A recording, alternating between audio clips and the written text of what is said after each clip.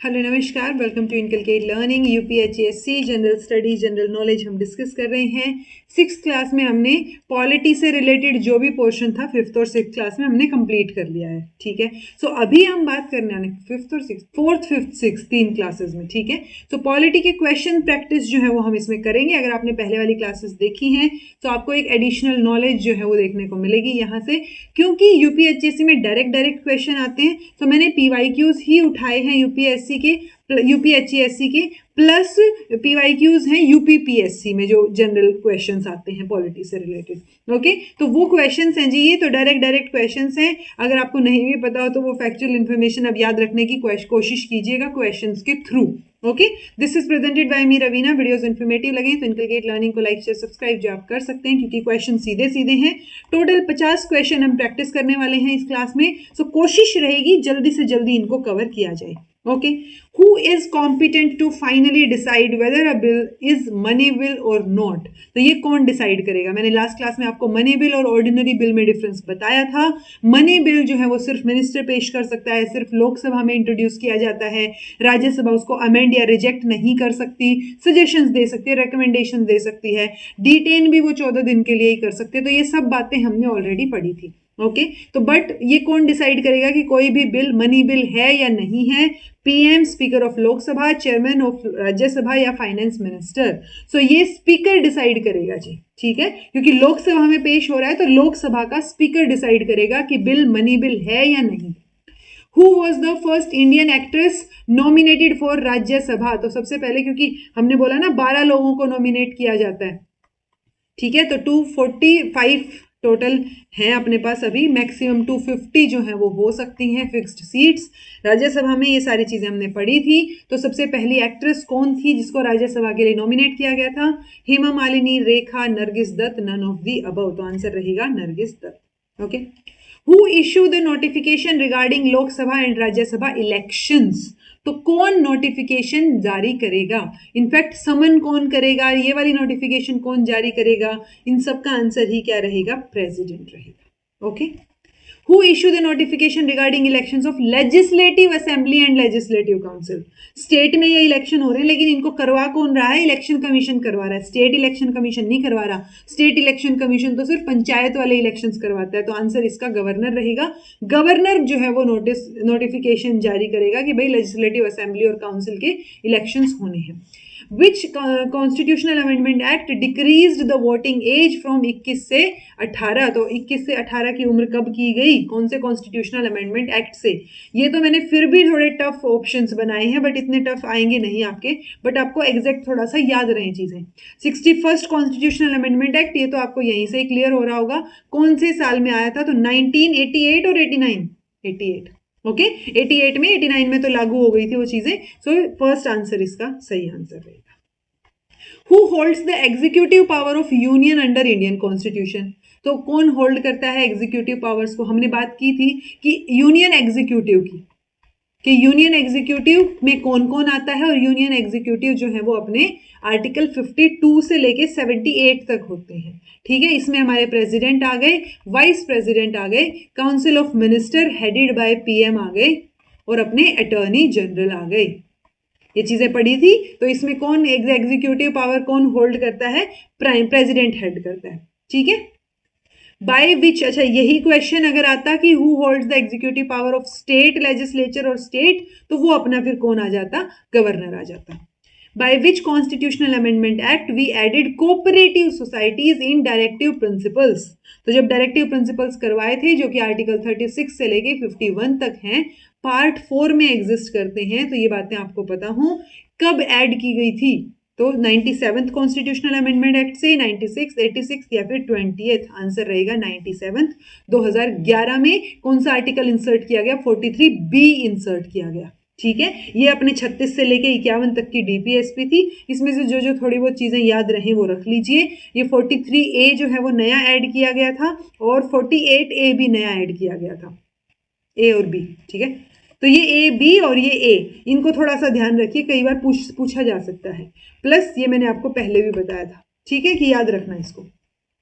How many members are nominated by the president for the state?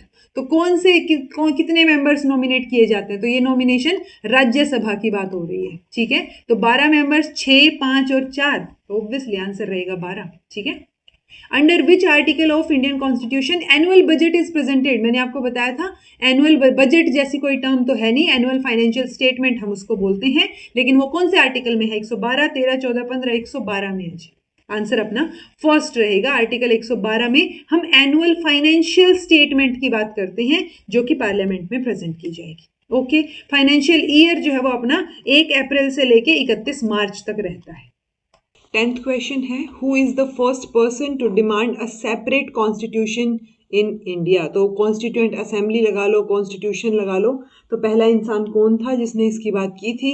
M.N.. Roy, then अपना जवाहरलाल नेहरू आएगा भाई, ये नेहरू, ठीक है। Mahatma Gandhi and none of the above, तो कौन रहेगा जी? एम.एन. रॉय रहेंगे। Okay, Which of the following amendments of the Indian Constitution provided constitutional status to panchayat? तो देखो पंचायत डायरेक्टली मेंशन नहीं है हमारे सिलेबस में, लेकिन पंचायत से क्वेश्चन आने के चांसेस बहुत ज़्यादा हैं।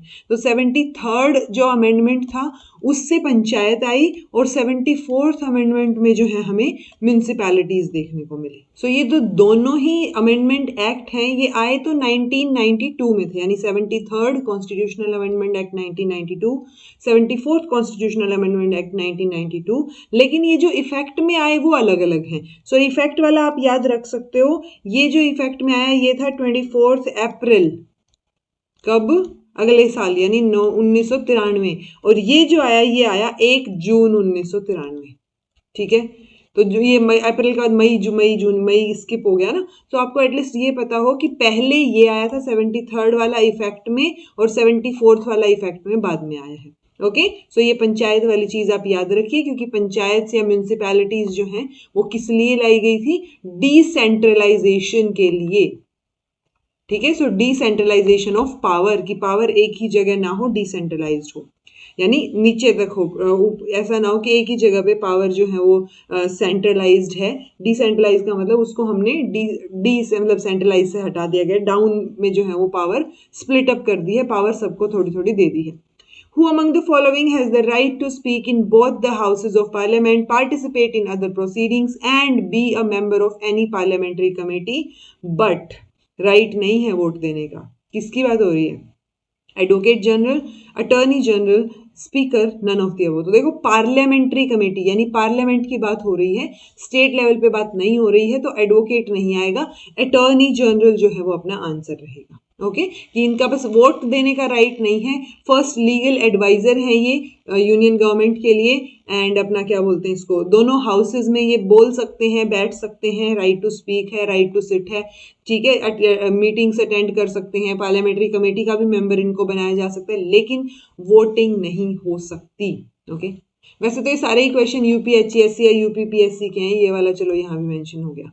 Under which article the Indian constitution is the advocate general appointed in Uttar Pradesh? तो उत्तर प्रदेश में एडवोकेट जनरल कौन से आर्टिकल के अंडर जो है वो अपॉइंट किया गया है? तो देखो चाहे उत्तर प्रदेश हो चाहे कोई और दूसरा प्रदेश हो, पॉइंट ये है कि एडवोकेट जनरल होना चाहिए, कॉन्स्टिट्यूशन में मेंशन है। सो ये 165 आर्टिकल में मेंशन है जी, किसी भी प्रदेश के लिए, किसी भी जो है स्टेट के लिए पूछ लिया जाए। ओके, 356 आप लोगों को पता होना चाहिए कि प्रेसिडेंट रूल, 352 की अगर हम बात करेंगे तो प्रोक्लेमेशन ऑफ इमरजेंसी, जिसको हम नेशनल इमरजेंसी भी बोलते हैं, और 52 में जो है अपने प्रेसिडेंट आ जाएंगे। Right to property personal right है, कॉन्स्टिट्यूशनल राइट है, सोशल राइट है या लीगल राइट है? तो देखो टेक्निकली आंसर जो है इसका लीगल राइट दिया गया है ऑफिशियल आंसर की में आई थिंक, बट ये कॉन्स्टिट्यूशनल भी है और लीगल राइट भी है।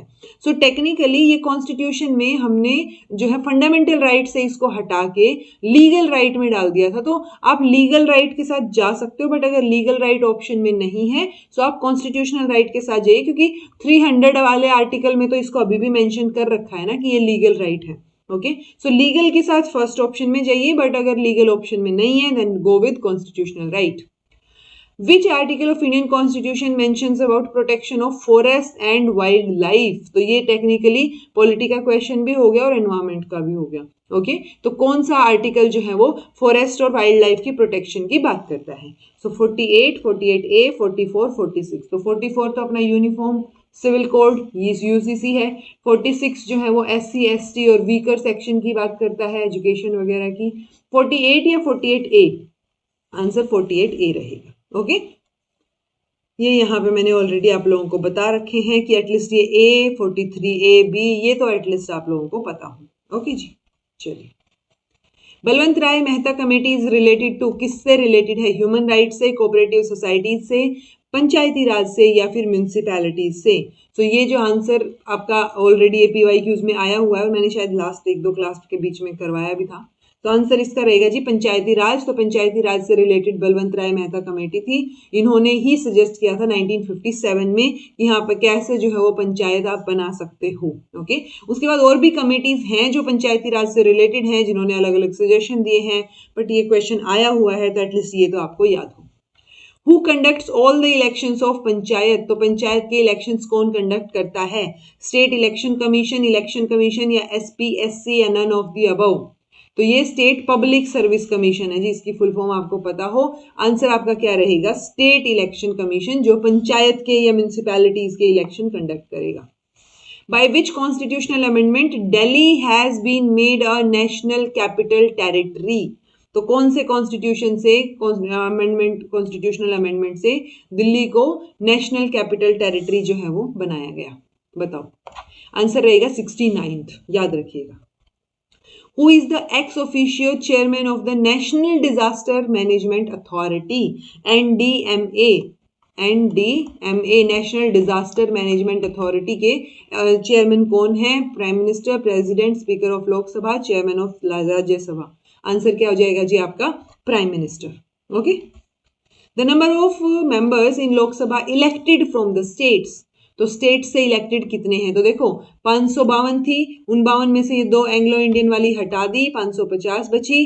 550 में से जो है अपना क्या रहेगा? आई थिंक 530 का रेशियो था जो स्टेट से इलेक्टेड हुए और 20 जो है वो यूटीज से, तो आंसर 530 हो जाएगा। Okay, which of the following articles deal with the election of vice president? तो ये क्वेश्चन आया हुआ है, तो वाइस प्रेसिडेंट के इलेक्शन की बात हो रही है। आर्टिकल 70, 67, 66, 64, आंसर क्या हो जाएगा जी? 66।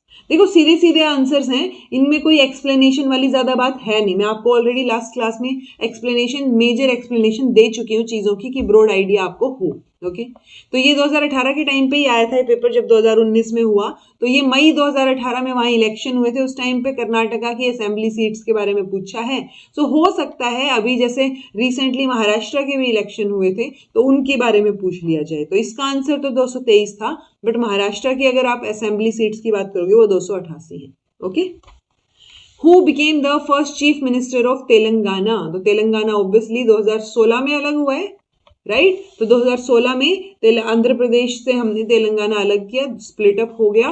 तो चंद्रबाबू नायडू, जगन मोहन रेड्डी, विजयमाला या फिर चंद्रशेखर राव? आंसर हो जाएगा G D, Chandrashekhar Rao. Who is the presiding officer of lower house of parliament in India? तो लोअर हाउस कौन सा है? लोअर अपर 2 हाउस की बात की ना, तो एल से लोअर, एल से लोकसभा, तो लोकसभा, और लोकसभा के कौन होते हैं जी? स्पीकर होते हैं। Okay, Who administers the oath of office and secrecy to the governor of a state in India? तो oath कौन दिलवाता है गवर्नर को? Chief justice of high court of that state, chief justice of supreme court, chief justice of high court of any state या फिर president? तो oath कौन दिलाएगा? चीफ जस्टिस दिलाएंगे, लेकिन हाई कोर्ट के, तो उस स्टेट का जो हाई कोर्ट है उसके चीफ जस्टिस उस स्टेट के गवर्नर को ओथ दिलाएंगे।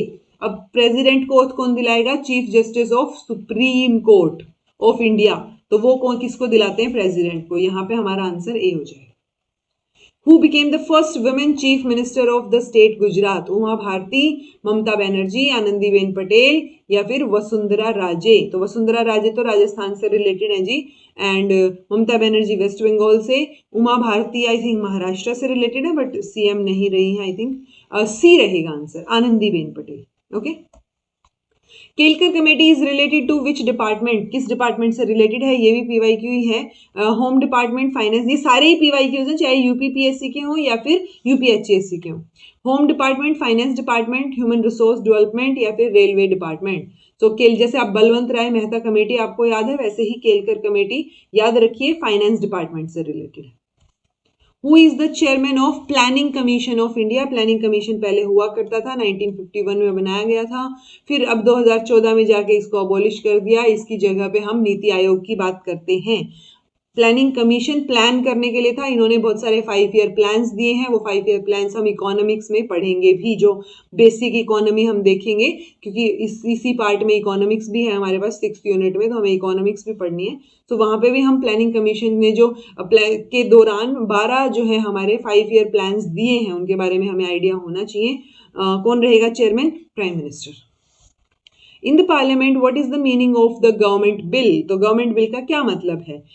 Bill presented by ruling party member, approved by government, presented by prime minister, bill introduced by any minister in either of the house. तो क्या आ जाएगा जी? आंसर डी हो जाएगा। कोई भी मिनिस्टर जब बिल पेश करता है किसी भी हाउस में, तो वो क्या हो जाएगा? गवर्नमेंट बिल या पब्लिक बिल भी उसको हम बोल देते हैं। Who among the following was the first president of Constituent Assembly of India? तो कौन थे? सच्चिदानंद सिन्हा, राजेंद्र प्रसाद, H.C. मुखर्जी या B R Ambedkar? B R Ambedkar drafting committee के चेयरमैन थे, ये बात याद रखिएगा। आंसर हो जाएगा सच्चिदानंद सिन्हा, क्योंकि ये फर्स्ट थे, लेकिन फर्स्ट इलेक्टेड पूछा जाता तो राजेंद्र प्रसाद थे। Okay. Which statute imposes a duty on government ministers to uphold the independence of judiciary, barring them from trying to influence judicial decisions by special access of judges? तो ये जो है कौन से एक्ट में या कहाँ पे ये बात बोली गई है कि गवर्नमेंट के जो मिनिस्टर्स हैं वो अपहोल्ड करें जुडिशियरी की इंडिपेंडेंस को, वो इन्फ्लुएंस ना करें जुडिशियल डिसीजंस को। Okay, so act of settlement, constitutional reform act, supreme court act या फिर tribunal and inquiries act? Answer B हो जाएगा, constitutional reform act 2005। When did the Constitution Assembly adopt national anthem? National anthem, national flag, then अपना constitution कब adopt किया, कब enforce किया, ये चीजें आपको पता होनी चाहिए। आंसर क्या हो जाएगा? 24 जनवरी 1950। ओके, कॉन्स्टिट्यूशन ऑफ इंडिया को कब अडॉप्ट किया गया? 24 जनवरी, 26 जनवरी, 26 नवंबर, 14 अगस्त। सो जी, अडॉप्ट किया गया 26 नवंबर 1949 को, लेकिन फोर्स में आया, एनफोर्समेंट या इफेक्ट में कब आया? 26 जनवरी 1950 को, इसीलिए 26 जनवरी को हम रिपब्लिक डे मनाते हैं। इंडियन कॉन्स्टिट्यूशन हैज, तो कितने आर्टिकल्स, कितने शेड्यूल हैं? पार्ट्स भी आपको बताऊं, 18 पार्ट्स हैं, 395 आर्टिकल्स हैं, 12 शेड्यूल हैं करंटली। ओके, ओरिजिनल शेड्यूल कितने थे? 8 थे। By which constitutional amendment sovereign democratic republic has been substituted to read sovereign socialist secular democratic republic? यानी कि ये सोशलिस्ट और सेक्युलर कब ऐड किया गया? तो प्रियम्बल को एक ही बार जो है वो अमेंड किया गया है, अमेंडमेंट उसकी हुई है 42nd अमेंडमेंट एक्ट में, जहां पे उन्होंने सोशलिस्ट, सेक्युलर और इंटीग्रिटी ये 3 वर्ड नए ऐड किए हैं। Okay, article 21A of the constitution of India, easiest question, minority rights, life and liberty. अगर 21 होता तो लाइफ एंड लिबर्टी होता, अगर अपना 29 या 30 आर्टिकल होता तो माइनॉरिटीज से रिलेटेड होता, 24 होता तो against exploitation and right to education आ जाएगा जी 21A। आंसर हो जाएगा 4th। In which part of constitution election, कहाँ मेंशन किए गए हैं इलेक्शन? क्योंकि हमने इलेक्शन कमीशन सिलेबस में है, तो आपको पता होना चाहिए 15th पार्ट में है जी। आप ये कमेंट करके बताइएगा कि इलेक्शन कमीशन जो है वो कौन से आर्टिकल्स में है। ठीक है, तो इलेक्शन कमीशन की बात कहाँ की गई है? How many times financial emergency has been declared in India so far? तो कब कितनी बार जो है अब तक फाइनेंशियल इमरजेंसी डिक्लेयर हुई है? 5 बार, 1 बार, 4 बार या कभी भी नहीं? तो कभी नहीं डिक्लेयर हुई है जी, 3 बार नेशनल इमरजेंसी डिक्लेयर हुई है, प्रोक्लेमेशन ऑफ इमरजेंसी जिसको हम बोलते हैं, तो ये बात याद रखिएगा। Union Public Service Commission of India has been established under which of the following articles? So UPSC कौन से आर्टिकल में मेंशन है? तो देखो, पब्लिक सर्विस कमीशन हमने पढ़ा था, अब चाहे वो यूनियन का हो या स्टेट का हो, तो पीएससी जो है वो मेंशन है अपने आर्टिकल 315 में, फंक्शंस इसके 320 में है। ये 2 चीजें तो एटलीस्ट याद रखना। Which one of the following is not a constitutional body? Election commission, finance commission, UPSC या फिर प्लानिंग कमीशन? तो पब्लिक सर्विस कमीशन तो है, 315 में हमने पढ़ा। फाइनेंस कमीशन भी जो है constitutional body, I think 280 article रहेगा, और इलेक्शन कमीशन का आर्टिकल क्या रहेगा जी? 320 4 से 29 है I think, planning commission answer रहेगा 324, ठीक है। तो इलेक्शन कमीशन की बात हम 324 से 329 तक करते हैं। Parliament of India consist of president of India, Lok Sabha, Rajya Sabha, all of the above. तो ये बेसिक चीजें हमने कर रखी हैं, तीनों ही इसके अंदर आ जाएंगे, president of India, Lok Sabha and Rajya Sabha. Who appoints the chief election commissioner of India, तो कौन अपॉइंट करता है member of parliament, president, prime minister या फिर लॉ मिनिस्टर। तो ये आंसर क्या हो जाएगा, president. In which case did the Supreme Court give the decision that the Parliament cannot amend the basic form of Indian Constitution? तो एक word होता है basic structure of the constitution, okay. तो इसका आंसर तो क्या रहेगा जी, केशवानंद भारती जजमेंट रहेगा। उससे पहले आपको ये भी आइडिया हो थोड़ा सा कि जो बेरूबारी यूनियन केस था एक 1960 में, वहां पे सुप्रीम कोर्ट ने बोला था कि प्रियम्बल जो है वो कोई भी ऐसा सोर्स ऑफ सिग्निफिकेंट अथॉरिटी नहीं है, कभी इसको एक्नॉलेज नहीं किया गया कि ये कॉन्स्टिट्यूशन का पार्ट है, तो ये कॉन्स्टिट्यूशन का पार्ट नहीं है और इसलिए ये एनफोर्शिएबल भी नहीं है, इसको एनफोर्स नहीं करवाया जा सकता।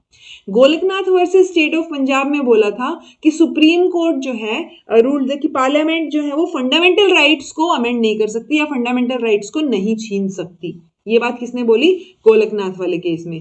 केशवानंद भारती केस में जो बेरूबारी केस था उसके डिसीजन को रिवर्स किया गया और ये बोला गया कि प्रियम्बल कॉन्स्टिट्यूशन का पार्ट है, प्रियम्बल को अमेंड किया जा सकता है लेकिन उसके बेसिक स्ट्रक्चर को आप जो है हैम्पर नहीं करेंगे। पार्लियामेंट उसके बेसिक स्ट्रक्चर को अमेंड नहीं कर सकती, बाकी अमेंडमेंट कर सकती है, ओके। सो बेसिक स्ट्रक्चर में जो मेजर वर्ड्स है ना, डेमोक्रेटिक, रिपब्लिक, जो हमने सोशलिस्ट, सेक्युलर, ये वर्ड्स वो चेंज नहीं करेगी, तो वो चीजें बेसिक स्ट्रक्चर में आ जाती हैं। तो हो सकता है पूछ लिया जाए बेसिक स्ट्रक्चर डॉक्ट्राइन जो है वो कौन से उसमें दी गई, तो वो केशवानंद में दी गई, ठीक है। तो ये बात याद रखिए। Which section the President of India is bound by advice of Council of Minister? तो Council of Minister advice कब देती है, तो देखो 74, 75 आर्टिकल, दो ही आर्टिकल मैंने आपको याद कराए थे कि उसमें Council of Minister होगी headed by PM, ओके। तो अब वही काउंसिल ऑफ मिनिस्टर जो है उसकी बाउंड, वो क्या बोलते हैं, प्रेसिडेंट ऑफ इंडिया जो है वो बाउंड है उसकी एडवाइस से। आंसर 74 का फर्स्ट हो जाएगा, ओके। 75 में हम उसकी क्या बात करते हैं, ओथ, अलाउंसेस, बाकी सारी चीजों की बात करते हैं। In India a proposal to remove the vice president can be bought in where, तो वाइस प्रेसिडेंट को रिमूव करने का प्रपोजल कहाँ लाया जा सकता है। वाइस प्रेसिडेंट राज्यसभा का एक्स ऑफिशियो चेयरपर्सन होता है, चेयरमैन होता है, तो राज्यसभा में ही लाएंगे ना हटाने के लिए उनको। Emergency powers of the president under the Indian constitution are taken from, कहां से ली गई हैं इमरजेंसी पावर्स प्रेसिडेंट की, जर्मनी, यूएसए, जापान और सोवियत यूनियन। तो आंसर जर्मनी रहेगा जी, ठीक है। सो जर्मनी का जो कॉन्स्टिट्यूशन है उसको वेमार कॉन्स्टिट्यूशन ऑफ जर्मनी बोलते हैं, वहां से ली गई है। इमरजेंसी कौन से प्रोविजन में है, 18वें पार्ट में है और 352 से 360 तक के आर्टिकल हैं।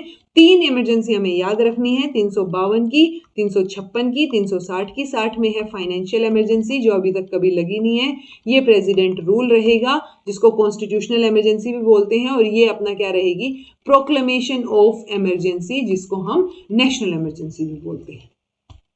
When does the 0 hour of parliament begin? तो जब सेशन बैठता है तो 0 hour कब शुरू होता है, 12 बजे, 10 बजे, 11 बजे, 1 बजे, तो 12 बजे शुरू होता है जी 0 hour, ओके। तो ये बातें याद रखनी है। कुछ कुछ और भी आगे फर्दर क्वेश्चन प्रैक्टिस करेंगे तो बीच में और भी क्वेश्चंस आते रहेंगे, बिकॉज बहुत वास्ट है, पॉलिटी हो या बाकी चीजें, तो हमें मोटे तौर पे आइडिया होना चाहिए। विच union territory has its own high court, ये मैंने लास्ट में भी क्वेश्चन पूछा था आपसे, दिल्ली, चंडीगढ़, जम्मू एंड लद्दाख।